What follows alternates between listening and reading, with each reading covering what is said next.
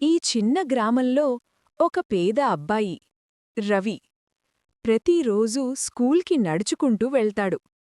అతని దగ్గర ఒక్కటే చెప్పు, పాడైన చెప్పు. కాని కలలు మాత్రం పెద్దవే.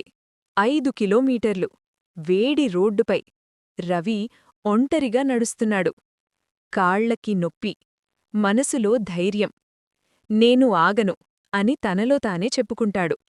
కొన్నిసార్లు చెప్పులలోంచి రక్తం కూడా వస్తుంది. కాని రవి అప్పటికీ స్కూల్ మానడు. ఎందుకంటే అతనికి చదువే జీవితం. ఒకరోజు భారీ వర్షం. మట్టి రోడ్డుపై నడుస్తూ అతని చెప్పు పూర్తిగా తెగిపోతుంది. రవి షాక్ అవుతాడు. ఇప్పుడు నేను ఎలా వెళ్తాను అని కూర్చుంటాడు. చెట్టు కింద రవి కూర్చుని ఏడుస్తాడు. నా జీవితమే ఇలానేనా? ఎవరూ నాకు సహాయం చెయ్యరా అని బాధపడతాడు. అప్పుడే ఒక వ్యక్తి వీల్చైర్లో వెళ్తూ కనిపిస్తాడు. అతని ముఖంలో చిన్న చిరునవ్వు. రవి ఆశ్చర్యపోతాడు. రవి ఆలోచిస్తాడు. నాకు కాళ్లున్నాయి, నడవగలను, పరుగెత్తగలను. కాని నేను ఏడుస్తున్నాను. అతనికి కాళ్లు లేవు, కాని అతను నవ్వుతున్నాడు. అదే రోజు రవి జీవితం మారింది. ఆ రోజునుంచి రవి రాత్రి లైట్ దగ్గర చదవడం మొదలుపెట్టాడు.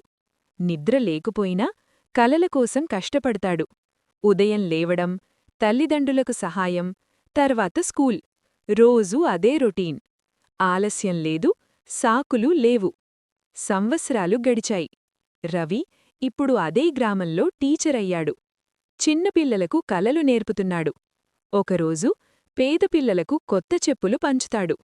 అందరి ముఖాల్లో సంతోషం. రవి కళ్లలో నీళ్లు. రవి చెప్తాడు, ఒకప్పుడు నేను చెప్పుల కోసం ఏడ్చాను. ఈరోజు చెప్పులు పంచే స్థాయికి వచ్చాను. ఎందుకంటే నేను ఓడిపోలేదు. మనకి అన్నీ ఉండకపోవచ్చు, కాని మనకి కలలుంటాయి, ధైర్యముంటుంది, సమయముంటుంది. వాటిని వాడితే నీ జీవితం కూడా మారిపోతుంది.